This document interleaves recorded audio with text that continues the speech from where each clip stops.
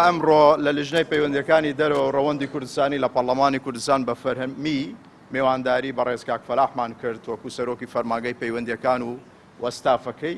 بۆ ئەوەی کە ڕوونکردنەوە لەسەر دوو بابەت دەن. یەکەمیان دوامین بڕیاری وەزارەتی دەرەوەی ئەمریکا سەبارەت بە هاوشانکردنی هەولێر بە بەغدا بۆ بابەتی ئەمنی و پاشە کشە پێکردنی بازێک لە فەرمانبەرانی و پێنەدانی ڤیزە. دوو بۆ ئەوەی کە لەسەر ڕەوشی پەیوەندیەکان بە گشتی لە کوردستانە قسە بکە کە پەیوەندیەکانی حکوومەتی هەرێمی کوردستان لە ئانووساتی ئێستا لە چ قۆناغێکدایە لە چ ئاستێکدایە، بە تایبەتی پەیوەندیەکانی حکوومەتی هەرێمی کوردستان لەگەڵ وڵاتانی دەوروبەر ڕوونکردنەوەکانی بەڕێزیان لەو ڕوویەوە دڵخۆشکەر بوو بۆ ئێمە، بە تایبەتی ئەوەی سەبارەت بە وەزارەتی دەرەوەی ئەمریکا کە ئەمریکا وتوێتی قونسڵی ئەمریکا لە هەرێمی کوردستان بە فەرمانگەی پەیوەندیەکانی دەرەوەی وتووە کە هەرگیز ئەمریکا کوردستان بەجی نایەڵێ.